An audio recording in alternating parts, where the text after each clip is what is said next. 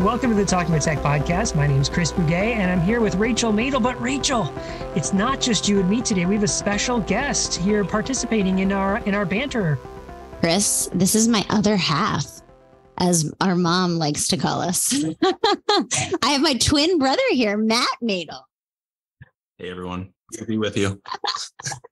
How's it going, Matt? Now, Matt, you and I go way back. We met, I guess, Rachel, it's got to be close to four years ago now. Actually, the same night I met Rachel in person is when I met you in person. That's right. I mean, we had dinner at a restaurant in Philadelphia, right? Yeah, that's where we met because I was on the East Coast visiting my family. I mean, many of our listeners know I'm from Pennsylvania, and you made the trek up from Virginia. And we met, and then I was like, well, my brother's out and about. Do you want to meet my brother? Yeah, absolutely. That was a great night. We got to meet you, got to meet your brother. And so, Matt, tell us a little bit about you. I mean, everyone's going to be curious. Who are you and what do you do? Yeah. So, Rachel's twin brother. I work in finance. So I'm a portfolio manager. We manage client assets. I specifically work with institutions. So endowments, foundations, nonprofits. So it's interesting because Rachel and I kind of have different brains, if you will. I'm more quantitatively oriented. Rachel is everything else. So, but yeah, I live in Philadelphia, with my girlfriend, Paulina, and, big Eagles fan, big sports fan. So that's really the center of my attention outside of the financial world. And, that's me in a nutshell. And now you're here in Hawaii on vacation. What kind of stuff have you done? I'm a big outdoorsman. I left that out of my bio, but grew up as a Boy Scout and spent a lot of time outside. And so obviously being in Hawaii, we've been doing a lot of those things. We were in Kauai for the first 5 days, and we did a lot of hiking. We did a boat tour of the Nepali coast after we had hiked it the day prior. We haven't been surfing yet. We are going to go surfing, but I'm expecting to be a natural just because of how athletic I am. Rachel's laughing because she probably thinks the opposite, but yeah, I think we're going to go surfing today or tomorrow. So there haven't been waves, Chris. So I was like super excited to bring them out and have them surf, but there just haven't been waves. So we're hoping for a little baby swell to come in and take them out on the boards. Let me ask you, I mean, as a brother-sister team here, I know that you have done hiking trips before. Is that fair? Like you've been to Montana? Am I thinking that right? Where else? What else have you done together? Yeah, so we do. It's kind of not happening as much anymore, but we used to do a twin trip. So every year we would pick a different national park to go to, and we do some hiking and camping. And we've been to Montana. We've been to Zion. We've been to Glacier in Montana.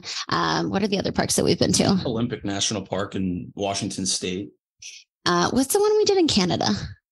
Banff. Banff. Yeah, we've been to Banff.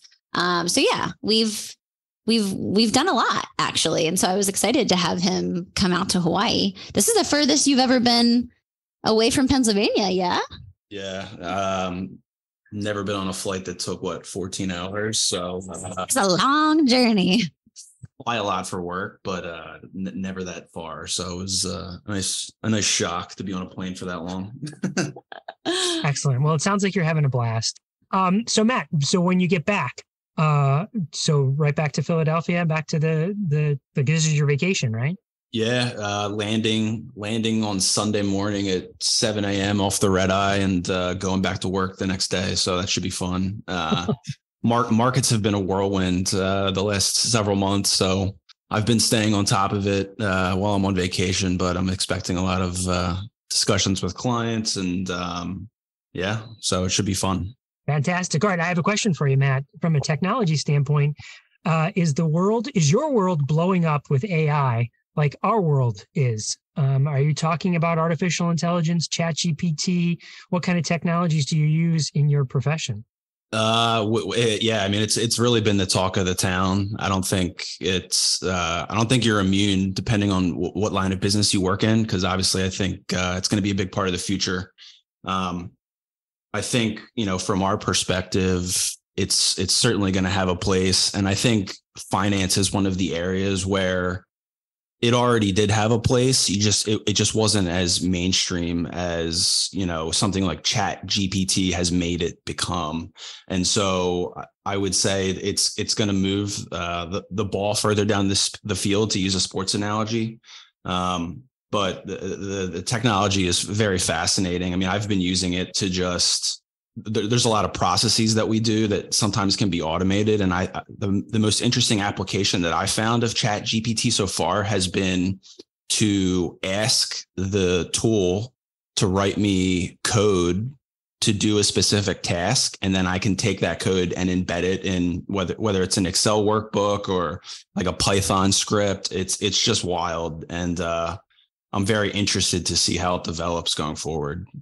Yeah, that's amazing. That's Rachel. I have a story.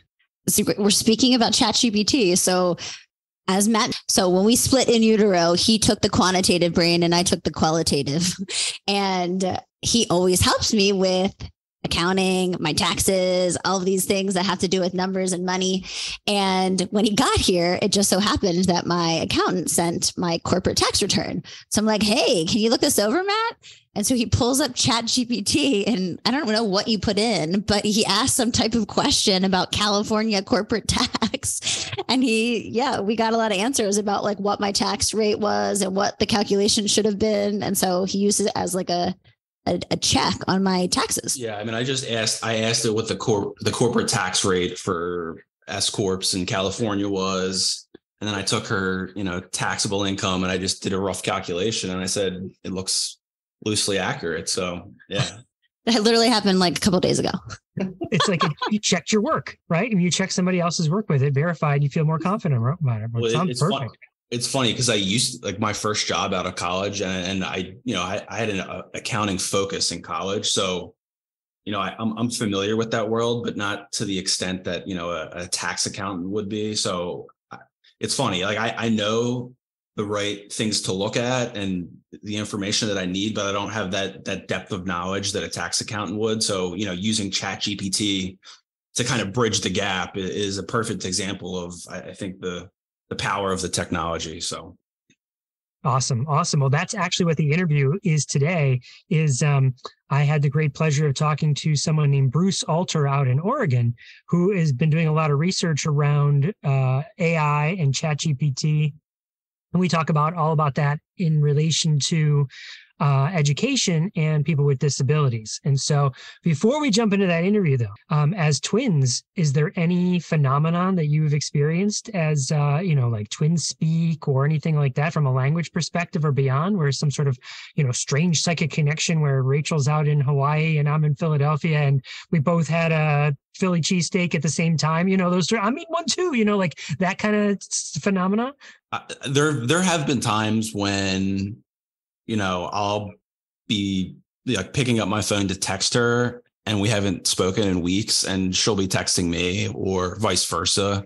I think my mom always tells an interesting story, and obviously I think neither of us have a recollection of this given how young we were, but we had to both get, I guess, a booster shot or a vaccine or of some type when we were needles infants. And so my dad took my sister in to get stuck with the needle, and I was sitting in the car, and my mom said I just started randomly crying out of nowhere.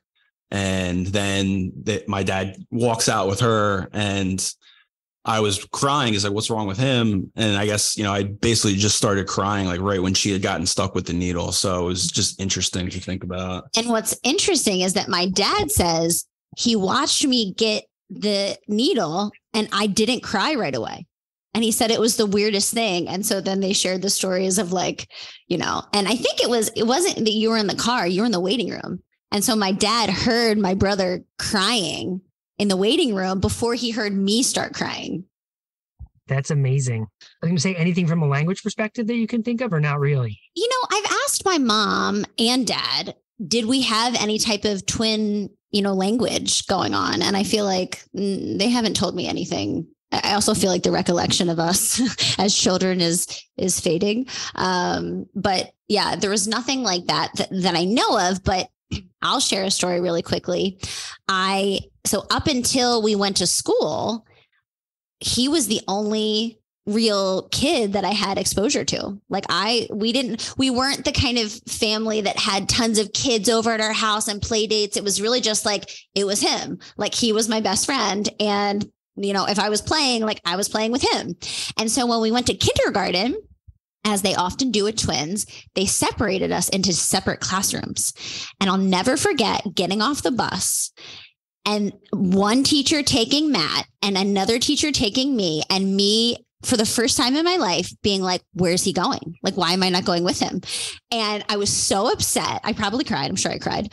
And I'll never forget. So I spent the whole day without him, wondering what he was doing and where he was. And then we came back together on the bus and I sat down next to him, and I was so happy to be next to him again, to be reunited. It was a traumatic experience because up until that point in our lives, like we had never been separated really. So yeah, that's a fun story to share. Well, just like getting off the plane and coming to Hawaii, reunited again for your vacation. So thanks for Matt for coming on the podcast and sharing a little bit about who you are and your perspectives on Chat GPT and AI, and sharing these Rachel stories and twin stories. It's been a blast. Absolutely glad to be here. So I guess, Rachel, with that, we'll roll into my interview with Bruce Alter.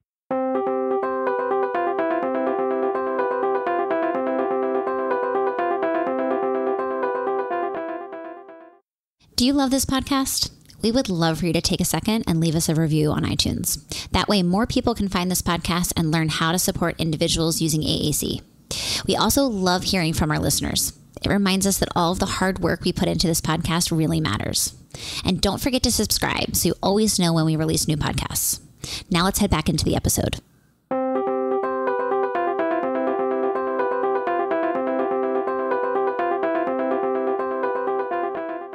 Welcome to the Talking with Tech podcast. My name is Chris Bouguet, and today I'm here with Bruce Alter. Bruce, am I saying your name right? You did a great job. Thanks. All right, Bruce. So we know each other a little bit through some assistive technology circles, but I don't know that we have spent a lot of time together. Is that sort of fair to say? Yeah, I know you by name and reputation, and occasional emails with Gail Bowser as the intermediate.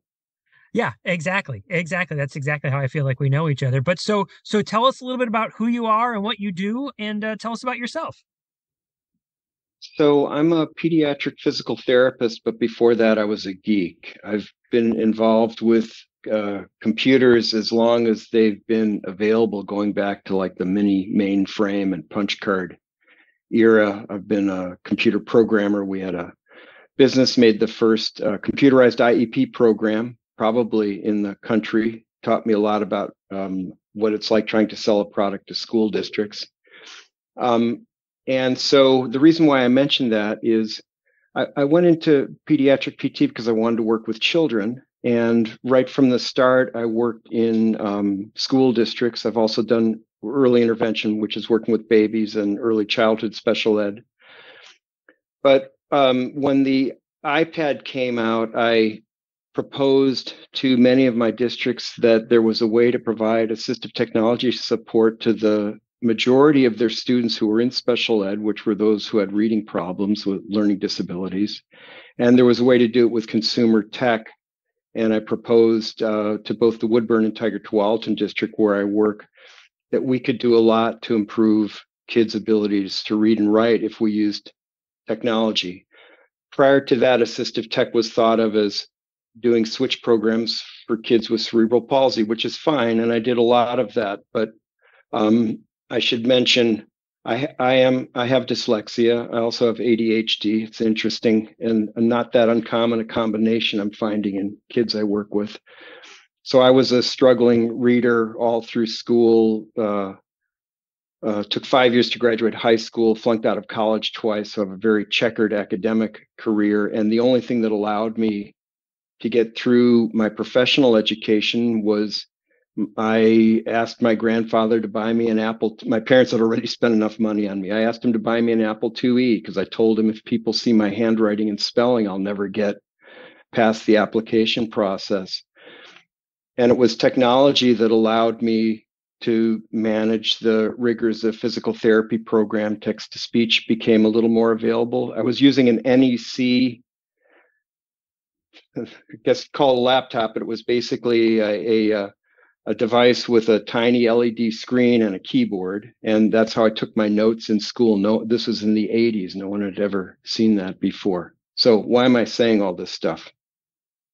I have a personal stake in this. I also have an experience of what it's like being the kid in class where everyone else is somehow understanding what's going on and able to write and spell and just having no clue on how they were able to do that or how to succeed myself. And one day I woke up and I realized that I had become the person that I needed with the tech that wasn't available, but back then. So what I'm doing now is for the last 35 years, I've provided both physical therapy services, and then in the last more than 10 years, assistive technology services to the Tigard-Tualatin District in Oregon, which is a large district, and Woodburn, which is a smaller rural district. And we've gone from basically nothing to kids having one-to-one devices.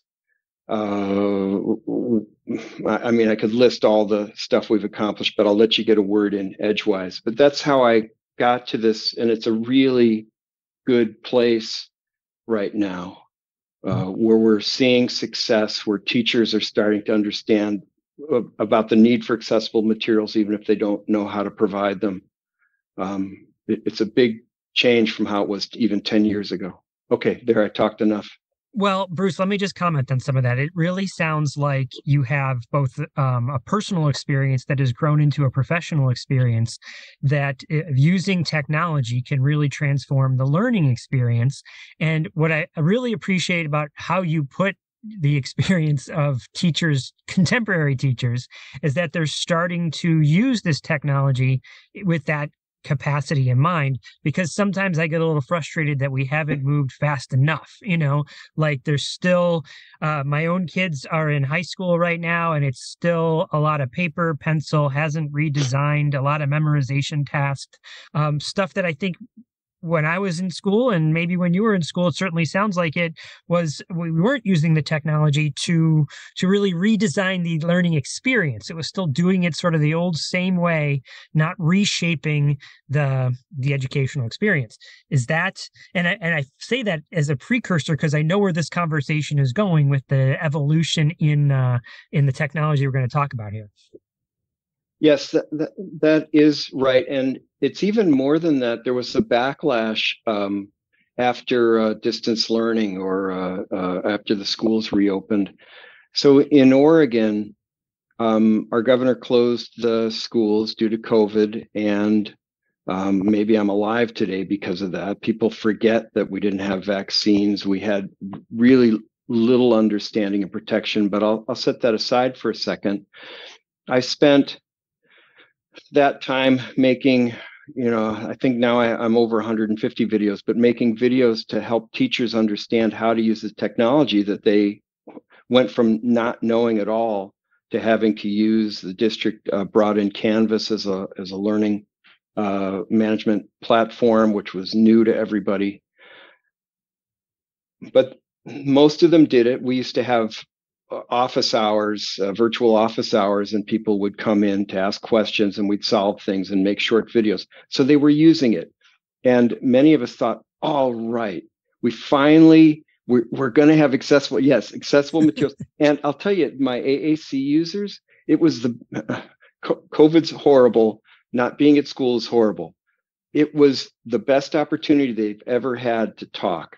And I've asked a couple of AAC researchers to look into that for me. What happened is people on Zoom or Google Meet, the kids learned that you had to be quiet and only one person could talk at a time, or the teacher would silence them all. And so our kids who were AAC users for the very first time were able to get more than one word out without someone changing the topic or being interrupted. It was fabulous.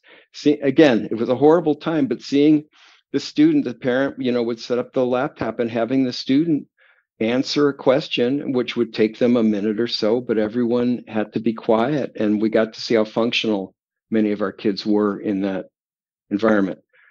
So after that, when people went back to school, there's been a backlash. I have had teachers tell me, our kids are already spending too much time in front of screens. We're going to go back to paper and pencil. And we try to explain gently and then maybe a little more forcefully that that's not going to work for all the students. And the student who needs assistive tech is going to feel uncomfortable using it if the other kids aren't using the educational technology that's similar or the same. So we have actually had a backlash where it's become a little more difficult to integrate technology because many teachers don't want any part of it after their experience of doing distance learning. Well, Bruce, I just want to say, again, not really knowing each other that well, and you being on the West Coast and me being on the East Coast have very parallel experiences. I remember just how you described it. We're all in emergency distance learning, and there was a great boon for accessibility. I know the team that I work with did more trainings with more educators, more general educators than ever before. And it felt like, this is it. This is the moment we've been waiting for. Everyone's going to know how to do this stuff now. We've been yelling this and screaming this, and it's been individual use cases where people have then grown. But this is like, we can do it so much more, so much faster. The videos you're describing are exactly what we created as well. And then with one little caveat, I should say, I did have some of my ed tech compatriots say, Chris, you're really focusing, you and your whole team is focusing on accessibility, which is great. We know you need that. We know we've needed that. Don't also forget that you can create something that's accessible and it's still a terrible experience. And it's like, yeah, you're right. You're right. Like, and the analogy he used was, you can write this great sentence that is grammatically correct and it can still say awful things in that sentence. You got to think about the quality of what you're producing as well. And it's like, yes, right. Let's make sure we add that into our trainings. But that's just a little side note, because then the same experience you're describing, this move to get back. We got to get back to the classroom. I'm putting that in air quotes. Get back. It's like, what are we getting back to? It wasn't that great of an experience in the first place. Let's move forward with what we learned and bring that with us back when we do go return to that in-person learning experience. Let's hold on to all the good that we learned. Like you said, AAC users and learning how to wait for them, working with communication partners more. That's another thing we saw is that, well, I might not be able to work directly with this person, this student through the screen, but I could work with the person sitting next to that student and give them strategies. And so let's not lose that. Let's keep that. But it does seem like there was this rubber band effect that brought us back to the way we were. It is. And I mean, there's other manifestations of it. So all the tech went home with the kids. The Chromebooks and iPads went home with them. Districts provided hotspots for families who didn't have the resources for Wi-Fi, or there were some low-cost options. And now the devices are not going home, and depending on the grade and the district, the devices are not going home. We have to do an exemption for a student to take their iPad home who needs text-to-speech support. It's not hard to get, but it's a big difference between the assumption that everybody has this stuff at home. And I noticed we had a snow day. The saying was, there will be no snow days. We'll just go to virtual. Well, no one go in Oregon. People, well, let me just speak. There is one district that did it, but most districts are like snow day because the Chromebooks are on the cart in the schools, so we can't do distance learning. Now, all of this is really a preface to the real reason we're here today is that you've done some work around Chat GPT and AI. And so, I mean, I saw some of the work that you produced that, again, when you mentioned Gail Bowser, that was in the Quiet Listserv, I think you had shared it. And I, of course, am fascinated with Chat GPT and AI. Here's what I'm finding, though, Bruce, and I feel like we need to spend a second sort of discussing what it is, because even yesterday, I was talking to a principal and I was like, you could throw that into Chat GPT, and I could saw her eyes sort of blank over, and I was like, wait a second, you don't know what that is. And she's like, no, what is it? And I was like, okay, I would show you, but it's blocked. So, when you get home, go ahead and try it. So let's just take a second for anyone listening. Now, there could be people that listen to this podcast that have heard me sort of share it with Rachel for the first time, and the first time Rachel saw it, who's Rachel's the co-host of this podcast. So there, if you've been listening to the podcast, you have a little familiarity, but they haven't heard you describe it, Bruce. So can you describe what Chat GPT is and what AI is in general? I will, but let me start with a William Gibson quote, and I think this relates to the principle. It is, the future is already here, it's just unevenly distributed. Right? Yes. So I've been interested in artificial intelligence going back, if you have any really old listeners, to Lisp, which was one of the first languages where we were attempting to build what was called expert systems. Expert systems where you would find a human being who did something really well, and you try to figure out what their thought process was and then duplicate that in software. I got into physical therapy school because I was trying to build an expert system to categorize back pain. And it so happened that the director, I mentioned that to someone in passing because I was trying anything I could to get a leg, to get in the door. And our director's really interested in back pain. And I met with him, and he spent an hour with me and gave me sheets of diagnostic categories and all that. Never got it working, but it did get me in school. So artificial intelligence has gone through a lot of phases. I won't go through the history of it, but people have been trying since the beginning of the computer age to write programs to do things like play chess or other things that require decision making and or mimic human capabilities. And it wasn't in the Chat GPT video I put together, I compare what's going with how we need to manage Chat GPT and chess. But let me talk a little bit about how we got to Chat GPT. So there was a lot of math developed, there were a lot of procedures developed, but the hardware was not available to be able to do the type of number crunching required to actually even mimic higher level decision making. That has gradually changed and the hardware became better, but our way of programming it wasn't working. And one of the things that emerged was what's called machine learning. And what allowed that to happen is massive amounts of data being readily available, primarily through the internet. If you wanted to train an application on how to figure out what's the good price for a home in a given area, you would have to go through listings and you'd write a routine. Well, okay, if there's a good school and there's a solid tax base, now what you would do is you would feed millions of data points about that into a machine learning application. It would use statistics, mathematics, matrix algebra to pull out of there some rules that only the system knew. And that's a vital thing to understand, that in most machine learning, there's a black box where the machine learning algorithms make a determination based on weighting certain items as to how a decision's made. And then there's different types of machine learning. Again, won't go into that. All right. So machine learning allowed us to have software that it's not programming itself, but it's coming up with, so it's not refining itself, but it's taking the data and applying analysis to it and coming up with information that we can't see because we can't amass that much data in our head.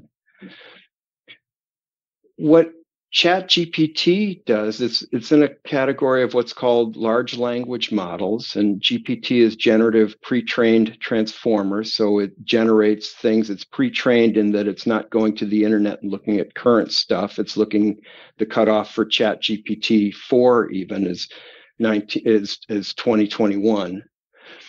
And And what it's doing, what ChatGPT does, is it's looked at so much human language, books, postings, all kinds of listings on website, et cetera. The company OpenAI is not completely open with what training data they use, but it's a lot. And it's applying that into what's called a deep neural network. And it's not really like neurons on the brain, but basically what's happening is there's an input, which is the language. There's an output, which is the words that it puts. And in between is this massive amount of processing that's looking statistically at, if you have a given word or a given set of words, what word would come next? So it's not that ChatGPT understands language, but what it will do is use an amazing amount of statistical analysis to determine which words make sense in a given sequence based on the prompt that was put in or the prior prompt. And then it will refine itself. There's a place where users can say whether you got what you wanted or not. So how does this look in practice? So when OpenAI released Chat GPT in November to the public, their previous product was DALL-E, which is an AI arts application where you put in a sentence about something and it generates a photograph, a drawing, whatever you put in. We should talk about its role for children with disabilities to do artwork. But then they released Chat GPT, and that's a language-based output. So you put in a prompt, like actually Luis from CAST, I was showing him some stuff and he said, well, how about a science? Of course, it's Luis. How about a fourth grade science lessons that incorporates UDL principles, right? You can hear that, right? Totally. And it generated a water cycle science lesson and included things on different means of representation and the usual UDL principles, but it actually spit that out. And it did that because it doesn't understand any of that, but it's had so many words and sentences and paragraphs put in that it knows how to order language to give you a coherent output. And so you can ask it just about anything within the limits of, if you try to ask about Nazis or other stuff, it's going to kick that out. Thankfully, they do have some filters in place, but you can ask it something. You can even ask in the style of, and it will output, and it'll output a paragraph, it'll output an essay, it'll provide references. And then you can refine it, so you can have a dialogue with it. So you start, I think they call it a conversation. I think it's a conversation. If you're on the same conversation, I actually had it argue with me. These models are prone to what's called hallucinations, where they'll just make something up, but it looks convincing and has references that don't, or people that don't exist. My wife does traditional Japanese flower arranging, ikebana, and she was writing something up and she said, well, ask it about this glaze, this specific glaze. So I did, and it talked about how it was developed in America and who the people, and she says, no, it was developed in China. And it was in, so I said, well, tell me about the glaze being developed in China. And it came back and says, as I said previously, this glaze was developed in,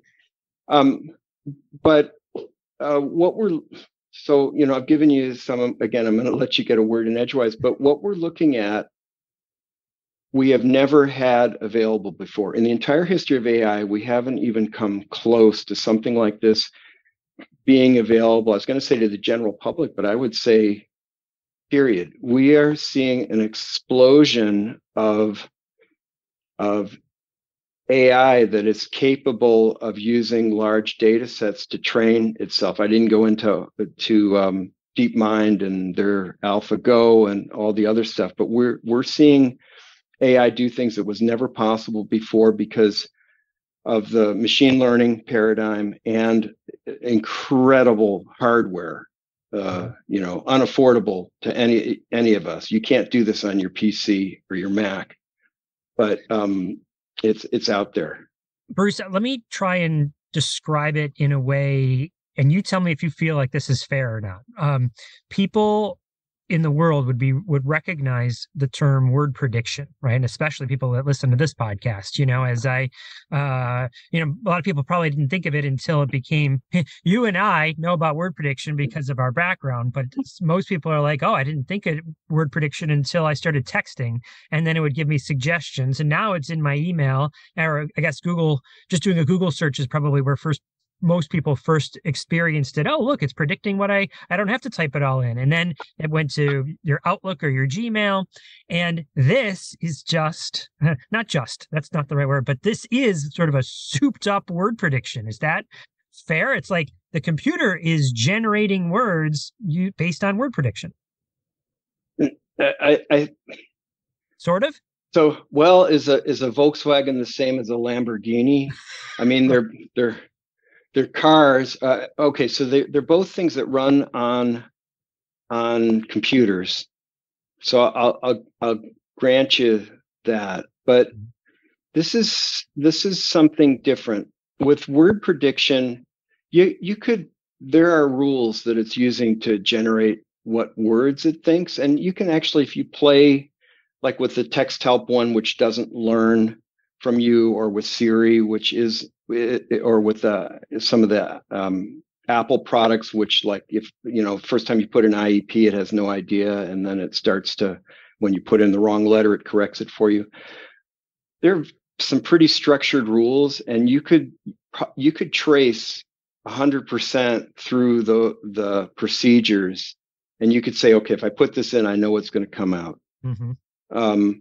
With Chat GPT, there are so many hidden layers to what's going on. That's what really makes it different. We don't know how it's deciding. We know in general it's using statistics and matrix algebra, and I mean, you could describe the math, but we don't know why it decided to put a given word in. We have a pretty good idea with word prediction.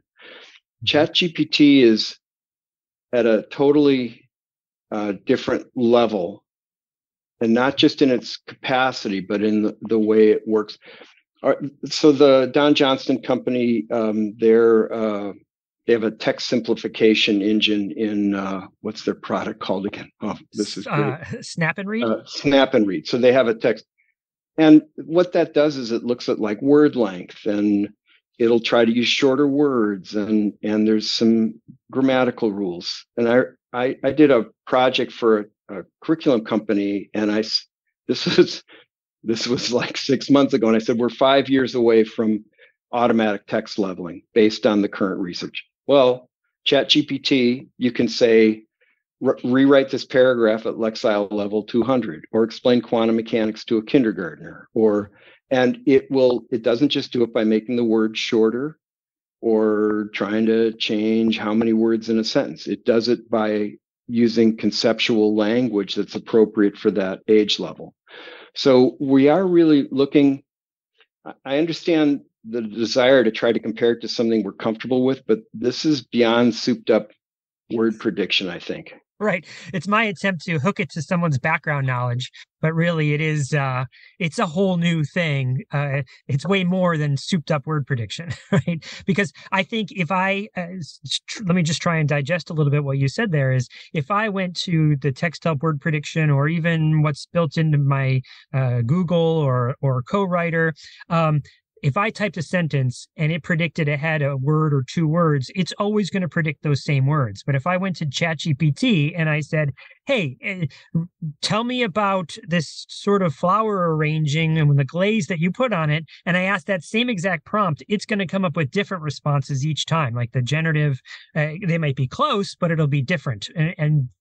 And like you said, way more layers than that, because that's just only one aspect. I can't do coding.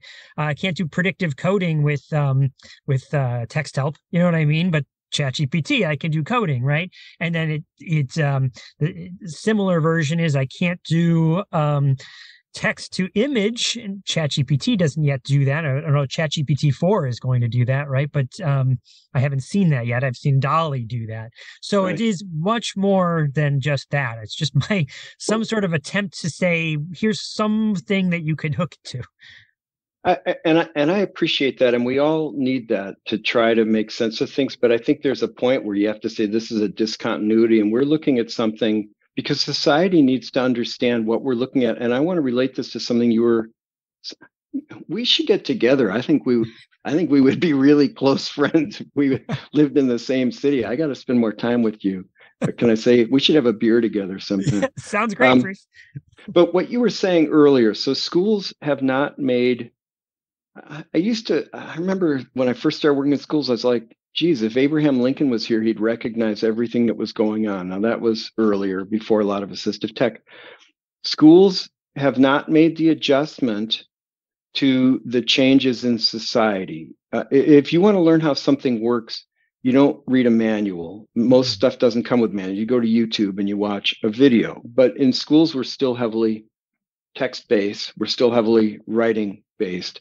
We're still heavily rote memory-based. We're teaching what can be easily tested. Now, you're getting the perspective of someone who's had a miserable time in school. And I love teachers. I was going to be a teacher until I figured out I could be a PT and work with kids. That's not a slight on them, but it is the system.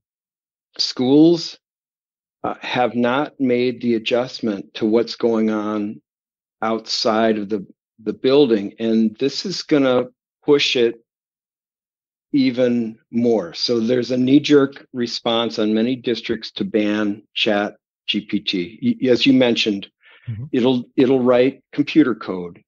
In fact, I tried that. I have our Arduino board, and I said, write a program in C to blink this specific light on the Arduino board. And in 10 seconds it did, and it was fully commented code. And I didn't run it through, but I did a reading through it, and because I know what it should look like, and it was correct. Or you can write something in Python. You can do that. You can write an essay at a certain grade level on a certain topic.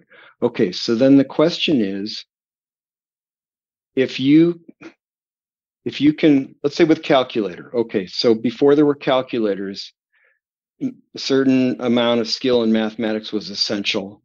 And that's still true in the lower grades. I couldn't learn my multiplication tables, but I could learn to use a slide ruler. I'm looking because I have them in a drawer over there. And the teacher didn't know how a slide ruler works, so she thought it was pretty advanced. So she let me use that on the test. But people have gradually brought technology in, and as a result, kids are able to do things at a higher level than they were previously. But in many cases, the school doesn't examine the underlying assumptions between what they're teaching, when they're teaching it, and how they're determining a student's understanding of it. And I think ChatGPT is going to really shake up writing. Can I comment here? Yeah, please. Again, I so appreciate your positive outlook here, because I am afraid that it won't. And let me explain that why I have evidence to back up my claim is that I had that same thought when the internet came out. Oh my goodness. Now we don't have to focus on rote memorization. We can go get answers in different places, and we can have rich discussions about what those answers might mean and the implications. And largely it's still a place you go find information and come back to. It's and think about it from an assessment point of view. In many cases, we're talking, can we lock people out so that we can take an assessment without the internet? And education has not made the jump to, again, I'm making a large sweeping statement here. Hasn't said, well, let me fundamentally change what we do. It's let's kind of ban it. And then the second thing that I would, or put real structured limits on it. And the second piece of evidence that I would throw into this claim here is mobile technology. Middle schools across the nation, no, you take that phone and you put it in your locker and it doesn't come out. And I know you need to have it because your parents say they want it with you, but in case there's an emergency. But otherwise, it goes into the thing on the back of my door that's called the mobile phone jail cell. That's exactly what it's called in some places. And again, again, there are places that do it, and there are teachers that do it really well. Again, no slight on them, but again, how you put it, it's the system. But these are evidence that this is technology that I thought was going to transform things about how we did how we approach the learning process, and it didn't. And so now I'm a little bit afraid that, again, here we see Chat GPT and AI going, yes, this is going to transform education, and the system itself will squash it. It'll, and like I said, my school district currently bans it. I bet you most school districts do, and which I think is okay until we figure out how to actually implement it. But I'm afraid that in many cases it'll just be, that was the answer, ban it, move on, let's go. Here's your paper-based assessment. Get back to memorizing, spitting it back out, and passing a test. All right, that was my rant. Tell me what you think. No, it's a reasonable rant. And I thought the same thing. I'm like, now we need to teach people, instead of how to remember information, we need to teach them frameworks so they know how to phrase questions correctly and how to utilize the information that they get and how to be good consumers of it. And you're right, we haven't made that change. I think this one's going to be different. Maybe I'm wrong on that. Bruce. And part of the reason why I've tried to get ahead of it, and why I was so adamant in talking to my districts about it before people even knew what it was, because I didn't want them to ban it, because it offers the best writing tools yet for our kids with disabilities who have, imagine a student with an intellectual disability. If they could dictate a simple prompt, they could produce a paragraph. They could listen, even if it's above their reading level, they could listen to it, they could comment on it, they could refine it. Same thing with artwork. Imagine AAC users who could actually participate in a conversation if their devices heard the conversation around and then used a large language model that was based on utterances they've done before to generate a series of responses that they could choose with a single keystroke. They could finally be part of a conversation. So I have a lot of dreams for it. But the reason, that's why I did. And in one of my districts in Tigard, I approached them. I met with the head of teaching and learning, and he had me meet with IT. I have connections with all of them because I've been there for a while, and they're really into serving the student needs. I brought in a blind student to the IT department to demonstrate what he does, so they could understand how well their infrastructure was doing at supporting all our kids. And actually, he's now a tech assistant at one of the schools. A blind kid, they tell when someone has an Apple question, they ask him, because he knows how to use all their hardware. But the point is, the IT director already issued a statement saying she's not going to ban it. She's not going to block it. And we have a committee that we're starting to meet after the spring. We've already been formulating guidance as to when Chat GPT can be used as a tool, teachers giving clear expectations as to when it can and can't be used, students having to attribute when they used AI tools, having to provide the prompts that they use to generate the material. A whole host of other things, and I'm basing some of that on things I've thought about, but there's also guidance coming out of like Berkeley and some of the major universities mostly. And then JAMA, the Journal of American Medical Association, had an article on non-human authors and what their guidelines were for that. So the idea was to try to get ahead of this so schools wouldn't just ban it. And the reason for that is twofold. The first, near and dear to my heart, is I've got so many kids with disabilities that would finally be able to produce some writing that's in their voice and is substantial. I have AAC users who would be able to do a lot more than they can now, like produce artwork with Dolly if we went that direction. But I don't think schools are going to be able to shut this one down. It's going to have too big an impact on society. There is an exception. We'll have to see what the lawyers do with Section 230, and that's probably for another conversation. But there was a Lawfare article and podcast on will Section 230, the Internet Protection Act, will that cover content generated by Chat GPT? And it looks like it won't. And if that's the case, then we might see this massive just collapse because smaller companies aren't going to get involved and monetize it because they're at risk of getting sued. Let me ignore that I said that for a minute, and let's go with the big dream. So we now have the ability to really expand what people are capable of doing. You were talking about computer code. I'm talking about computer code. I'm talking about quality of writing. I mean, I use Grammarly. I already told you I use spell check, word prediction, and I use text to speech. Otherwise, I make tremendous amount of word errors in my own writing because of my reading issues. I use Grammarly constantly now. That's an AI tool, and it improves the quality of my writing, allows me to function as an adult. What the schools need to think about is when it's appropriate to use these tools, and they need to do a deep dive into the development of writing skills and consider at what stage, even providing spell check. When do you provide spell check for a kid? At what point, right? And let's set aside the kids with disabilities who are going to use this as assistive technology supports, that we're going to provide it whenever they need it. But for a typical student, developmentally, when do you provide spell check? When do you provide grammar check? When do you provide word prediction? It's been really haphazard. And then when do you allow use of AI generative tools? Mm-hmm. So schools are going to need to come up with that, because they can say they're banning it, but all they're going to do is cause inequity. The kids that have mobile technology, and can slip into a bathroom or whatever, or the kids who have Wi-Fi at home versus those who don't, will be able to do much higher quality assignments. So banning is not the solution. It's a knee-jerk response, as is putting. I went to a building principal one time, and again, I know these people for a long time, so maybe I can get away with a little more. And I pointed at the all electronics off and away. It's a middle school. And I said, how well would you function if you followed that? And he said, I couldn't function at all. I said, so if your laptop, which he was carrying, was in a drawer, he said, I wouldn't be. I said, I know there are behavioral issues. It's an oversimplification, but it's a question of, and this relates to what we were just talking about, do you block something, or do you teach someone to use it well?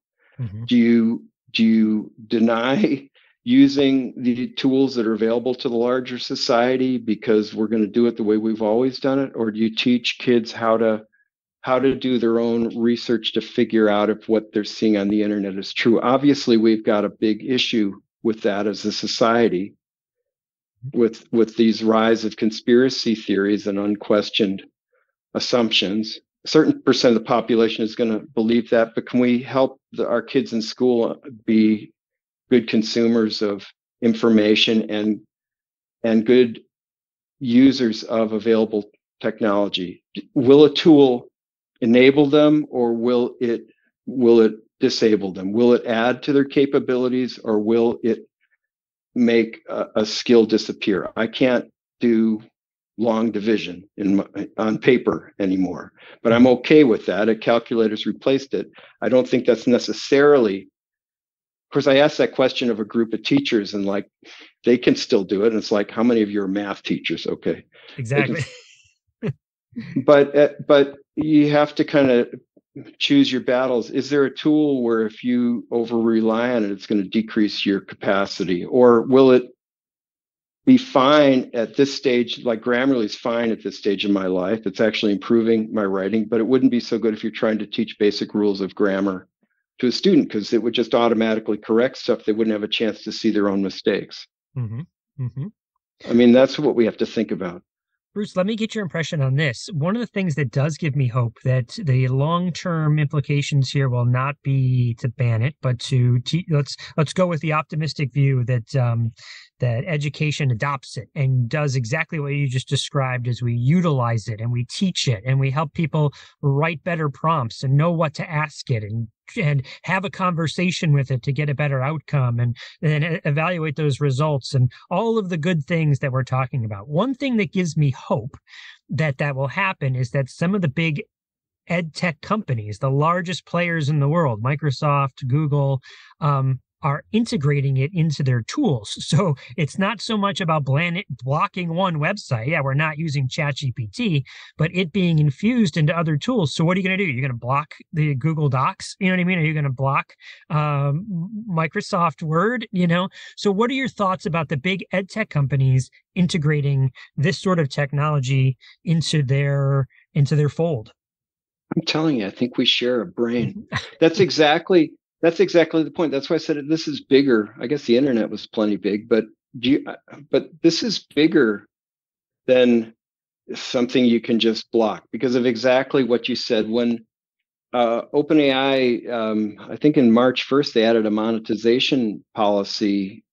And there's a lot of, I mean, if you're a programmer, you'd understand it, but basically there's a certain amount of tokens that are utilized per prompt and that has to be paid to OpenAI, but now companies are allowed to charge. So unless this Section 230 comes up, yes, we're going to see that. I've already seen Chat GPT incorporated into an extension for Google Sheets. And there's automatic formula generation, you know, instead of you having to know, let's see, equal sign, open parenthesis, whatever the formula is, you can just say, I want all these numbers added up, or give me the mean and standard deviation of this group of data, and it'll do it without you having to understand that. So yes, and automatic sentence fill is coming in Google Docs. I think it's being rolled out. I think it's a premium tool, or maybe it's for Google Workspace, but I've been getting announcements that they're rolling out some of this. So it is unstoppable. We have to teach people how to use it correctly. We can't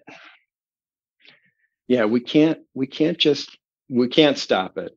We also have to think in terms of what kind of fields we're helping students get ready for. Like I'm no longer thinking that coding is a good field for. I used to really push in Woodburn for them to do coding programs, because there's a lot of kids that come from they're disadvantaged families, but that's a way up.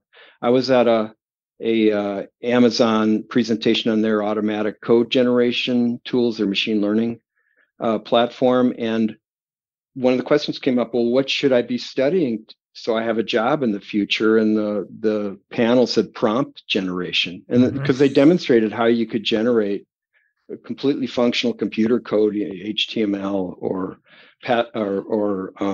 Python, by just putting in the right prompt, and it would generate all the code you need. So you have to understand the concepts. But I'm kind of wandering here. Go ahead. You wanted to. Well, here's what I'm thinking. In order for educators to help wrap their brains around how they could help learners use it, sorry, I'm having a second just contemplating the evolution of computer science, but let me and coding, because I do so much work in that area with robots and helping young kids and AAC users use it. So what you just said is sort of blowing my mind for a second. So I just need to think about, yeah, right. It does make sense. Like that skill is becoming obsolete. It's the next skill about that. But okay, but let me bring it back. So I just needed to reflect on that for a second.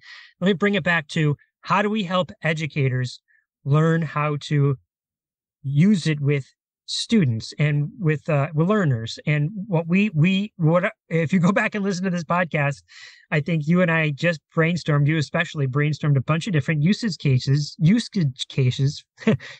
cases for students. One way that we could help educators bridge that gap is if they learned how to use it for their own productivity purposes. Why can I use Google Docs and know how to use it with kids? Is because I use Google Docs for my own productivity, and so I know some of the tips and tricks.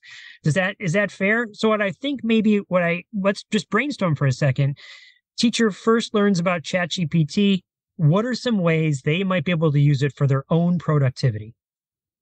So if I can steer your listeners to another podcast, there's the podcast Cult of Pedagogy. Mm-hmm. And I think it's the most recent, or the one previous. They had some researchers on it, was on how teachers can use Chat GPT to generate examples. And there's an article that goes along with it. And they gave the example, like, you need 5, when you're trying to teach a concept to kids, you need a lot of examples so they can kind of understand, and you need counterexamples. So you need to understand what it is and what it isn't. And they gave the example of like kinetic or potential energy. And you can say to Chat GPT, give me 5 fourth grade examples of kinetic energy. And it'll, like, waterfall or whatever things it's going to list. How about potential energy, a car up on a hill? And what they did was give a process for that specific task, because that's something that teachers have to do all the time. And you can do it with literature, compare something, and I'm no expert in any of this stuff, but compare something written by Shakespeare to something written by some other author, and you can have it generate examples of things that are written in like Shakespeare's voice or another author's voice, so kids can do it. So it can be as something as specific as science, or a little more abstract, like concepts or literature. And I think that's a good entry point. I'm trying to chunk that down into an article for the folks in Woodburn who haven't. There's so much going on. People don't have the bandwidth. They're not seeing it as an issue yet. But I'm hoping again to find a way in, and that's something that teachers could immediately use. They could sign up for an account, and they could say, I need 5 things that are red. That's an oversimplification, but still, teachers spend a lot of time trying to figure these type of examples out. Well, I think that's an excellent inroad there, because I mean, I already picture the title of the professional learning is increase your productivity with AI or something like that, or maybe that's even a little too intimidating. Just 5 ways to increase your productivity. Like, oh my goodness, or make it easier to provide samples, or learn how to summarize text and get out of school, don't stay as late after school. Like, these are problems that educators have, and they would show them how it improves their life. And then by extension, they would go, okay, now how can I use this to improve my students' lives? Well, imagine you're teaching grammar. Imagine you're teaching a foreign language. So for grammar, you could give 5 example sentences that use a particular part of grammar. Use 5 that use it incorrectly, and then the teacher goes through them and determines whether they're correct or not, and uses them. And it would be a big time saver, and also expand on maybe what the teacher thinks of as examples. But that's such an important teaching method. I think there's a lot of areas. I mean, you could also find what's wrong with this sentence, kind of thing, and Chat GPT could generate the sentences for you. Yeah, amazing. Great ideas. So, all right. So people listen to this podcast now, we're closing in on an hour, and they're like, I'm in. Bruce, Chris, I'm in. I want to try it. What sort of advice do you give people when they're first experiencing Chat GPT or AI in general? The first thing to remember is it's not a human being. You're not talking to a human being. And as I said before, I think it is important to realize that what you're looking at is the result of math and statistical analysis. So even if something sounds good, it may not be. So if you're going to use it with your students, research it. But the first thing that most people discover, what I found is that people who have not used ChatGPT have an overly simplistic idea of what the prompts are. It takes a lot to learn to write a good prompt. So if you start, and I think they're conversations. So you sign up for an account with ChatGPT. I don't think there's it took me like 3 weeks before I got one. I think now pretty much you get in immediately. And I think there's a thing to start a conversation, and there's a place to put in a prompt, and you do that. So think of iteration. Don't get too hung up on it, but take something you're already familiar and knowledgeable about, so you can get a feel for what's coming out, if it makes sense or not. I practice the Japanese art of Kendo and Iaido. So they're 2 Japanese sword arts. So I'm pretty familiar with them and with the terminology. So I asked, like, what are the different types of Kendo footwork? And so I could gauge that it was there, but it was like, okay, but that's not quite what I want. What are the different types of Kendo footwork when you are doing this? So then I refined the prompt. What people need to discover is that writing a good prompt is a skill.